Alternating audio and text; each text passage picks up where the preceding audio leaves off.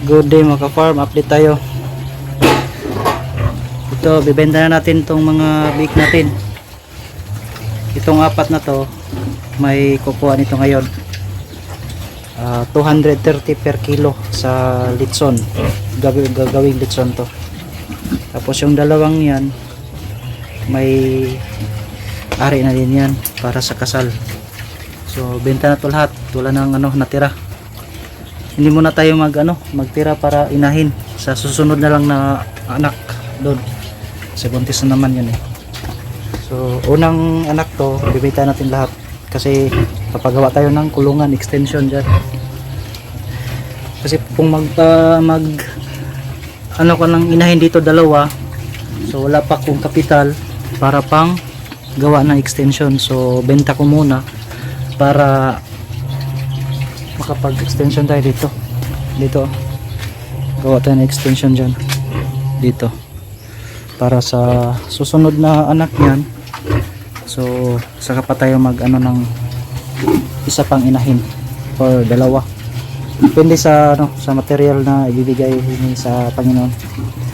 Sa itong apat na to bibenta natin ngayon to, may bayar na tayo 230 per kilo. Yan. Tapos yung dalawa rin ito, gagamitin to para sa kasal ng kapatid na asawa ko.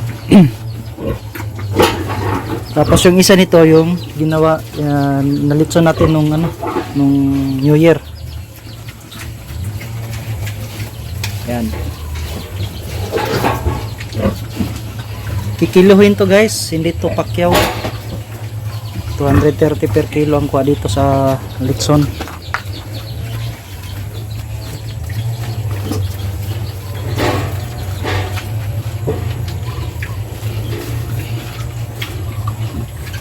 Pinapakain na natin para mamaya pagdating ng buyer busog para pagtimbang.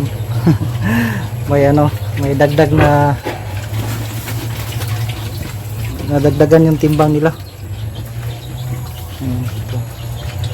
Siguro nasa 40 kilos to, 40 yan din, 40 yung isa 30 yan, siguro 35. Ito yung maliit na 30 siguro yan, 30 or 29 ang ganon.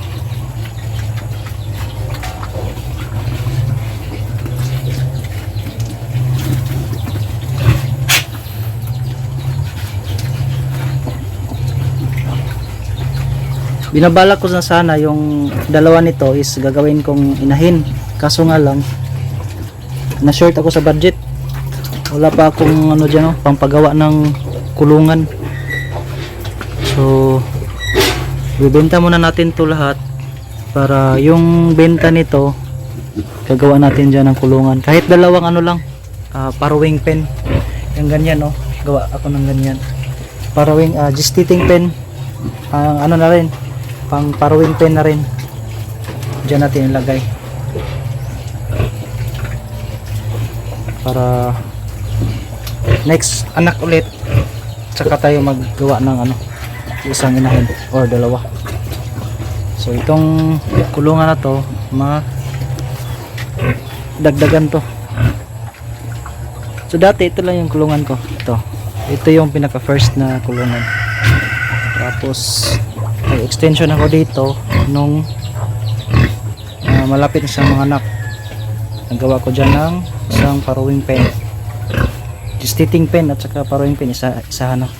Tapos dito malaki pa naman yung space, hindi ko talaga simento to, sinasadya ko talaga na ganyan para pag nag-extension ako dito dyan malaki yung space, saka dito hanggang dito yung extension ko dyan,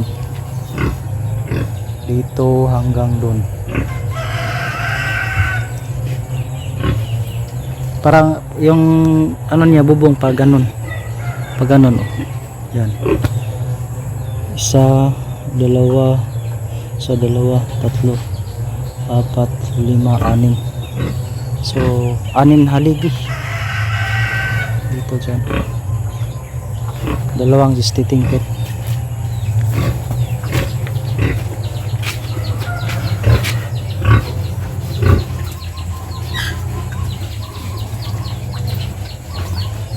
Ready na sila, oh. Ready na ang mga bake natin. Itong inuhukay nila, oh, binubutasan nila yung sahig. Yan, pwede na natin yan ma-repair pag nakuha na tong apat na to, tapos dalawa na lang naiwan. Kasi 31 din ito kukunin, yung dalawa katapusan kasal. Saka natin to i-repair. Tapos papalitan din natin yung mga sira na kawayan. Diyan, may mga sira na dyan.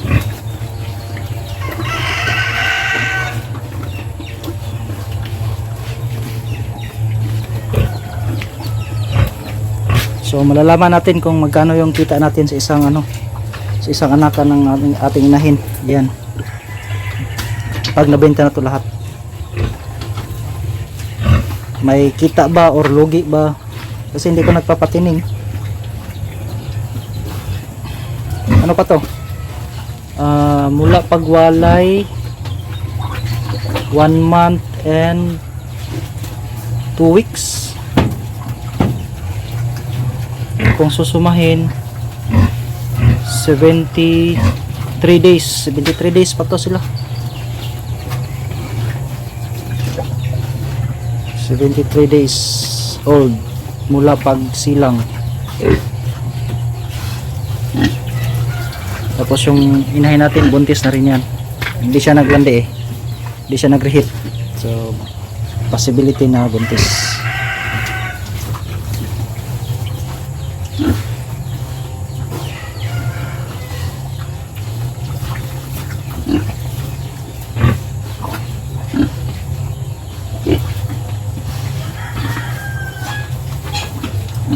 Ako, baho nyo ngayon.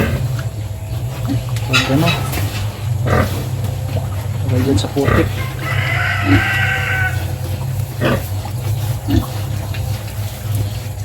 Lagyan natin ng bato yan. Kaya maglagay tayo ng malaking bato para hindi na maano yan.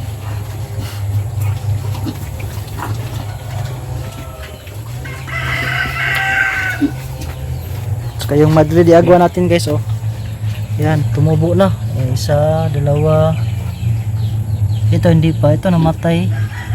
Ito may dahon na rin. Ito patay. Ito namatay yung dahon, sayang. Ito hindi rin tumubo. Namatay rin. Baka pwede pa to. Tapos ito may dahon na. Dahon, may dahon. Yun, may dahon rin. So ang buhay is 1, 2, 3, 4, 5, 6, 7. Pito yung buhay. So madagdagan yung ano natin doon, yung dalawang puno ng matidagwa natin doon. Uwi muna tayo. Uwi muna tayo para pag makita natin yung buyer.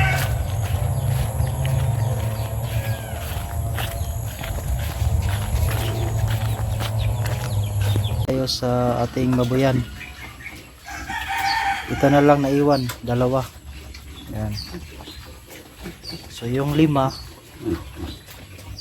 yung 4 na ibenta na natin, tapos yung isa na litson nung New Year, tapos itong dalawa litsonin din to ngayong 31. So nabenta na to lahat, may-ari nito yung kapatid ng asawa ko, gagamitin nila sa kasal. So ito na lang. Tapos ito yung mga pig natin. Tingnan natin kung naglandi ba ulit. Hindi naman namaga yung ano niya, ari niya. Okay. Sana buntis na to. So ito na lang yun. Ito na lang yung papakainin natin hanggang 31. Dalawa na lang. Sila ay malungkot.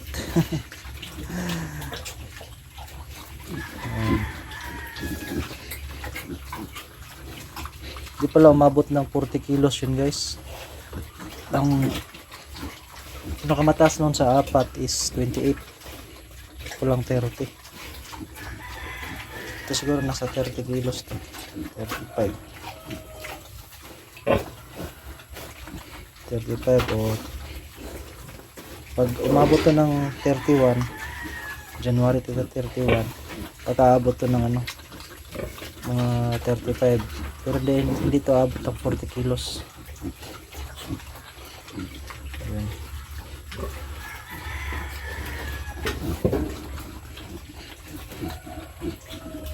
Bisila na lang dalawa oh. Hindi na siya kumain. Nung nandito pa yung mga kasama niya, yung 6 pa sila dyan. Ang tatakaw. Ubus agad lahat yung pagkain nila. Tapos ngayon silang dalawa. Dami pa pagkain. Yan may bago siguro sila silang kasama. Si Mama Pig naman, konti-konti lang yung pinapakain natin dyan.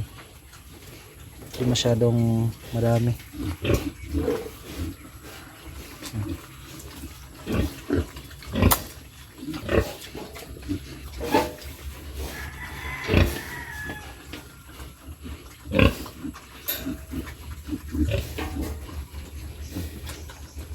Tapos pag nawala na itong dalawa, repair natin yan.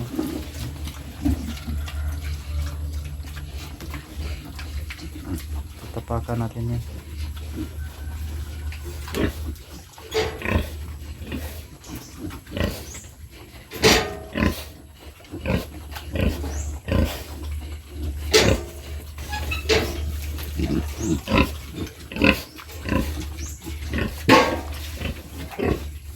So mamaya magbigay tayo ng ano magkano lahat ng inabot ng 7 alaga nating biik, magkano ang kita natin sa 70 60 69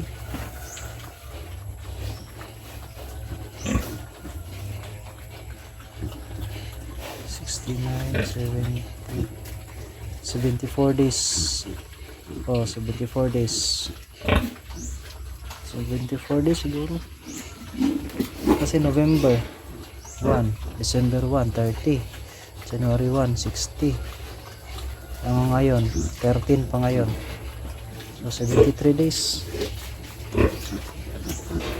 Magkano ang kita natin sa 73 days old. Lahat-lahat. Tapos, i-minus din natin yung mga nagastos natin yung sa feeds, ilang sako. Nakaubos pala sila ng tatlong starter at saka 2 free starter. So yun na yung naubos nila. At saka 7 booster feeds ata yun. 7. So nasa 95 dito yun.